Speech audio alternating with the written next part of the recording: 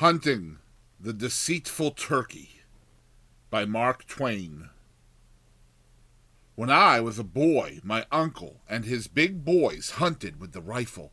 The youngest boy, Fred, and I with a shotgun, a small, single-barreled shotgun which was properly suited to our size and strength.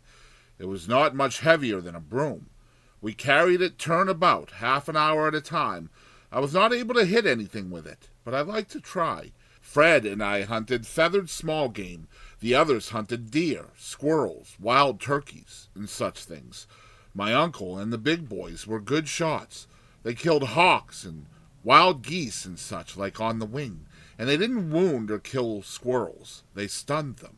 When the dogs treed a squirrel, the squirrel would scamper aloft and run out on a limb and flatten himself along it, hoping to make himself invisible in that way, and not quite succeeding. You could see his wee little ears sticking up. You couldn't see his nose, but you knew where it was.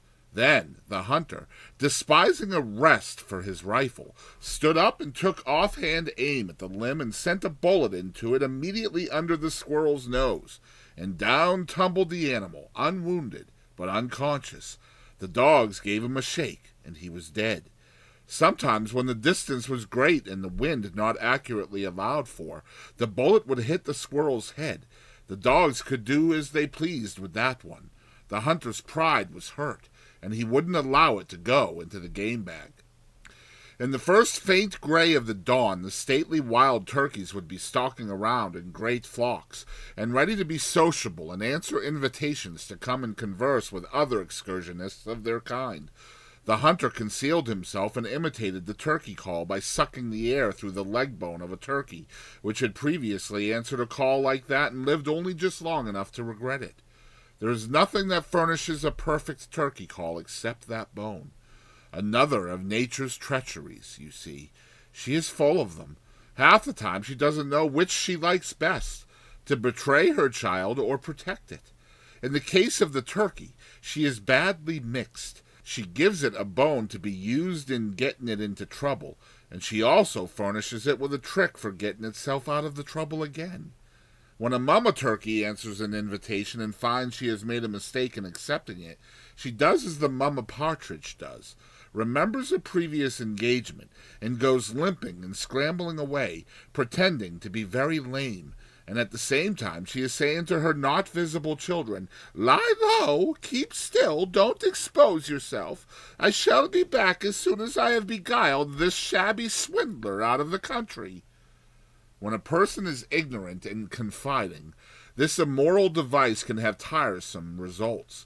I followed an ostensibly lame turkey over a considerable part of the United States one morning, because I believed in her and could not think she would deceive a mere boy, and one who was trusting her and considering her honest. I had the single-barreled shotgun, but my idea was to catch her alive. I often got within rushing distance of her and then made my rush, but always, just as I made my final plunge and put my hand down where her back had been, it wasn't there. It was only 2 or 3 inches from there, and I brushed the tail feathers as I landed on my stomach. A very close call, but still not quite close enough. That is, not close enough for success, but just close enough to convince me that I could do it next time. She always waited for me, a little piece away, and let on to be resting and greatly fatigued, which was a lie. But I believed it, for I still thought her honest long after I ought to have begun to doubt her, suspecting that this was no way for a high-minded bird to be acting.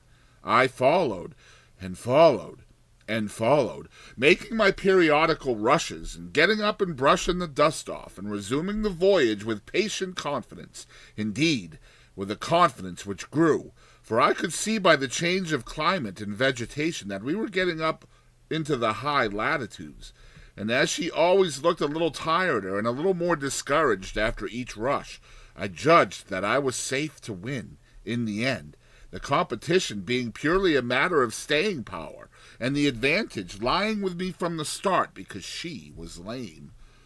Along in the afternoon I began to feel fatigued myself. Neither of us had had any rest since we first started on the excursion, which was upwards of 10 hours before, though latterly we had paused a while after rushes, I letting on to be thinking about something else, but neither of us sincere, and both of us waiting for the other to call game, but in no real hurry about it, for indeed those little evanescent snatches of rest were very grateful to the feelings of us both. It would naturally be so, skirmishing along like that ever since dawn, and not a bite in the meantime, at least for me, though sometimes as she lay on her side, fanning herself with a wing and praying for strength to get out of this difficulty, a grasshopper happened along whose time had come, and that was well for her, and fortunate. But I had nothing the whole day.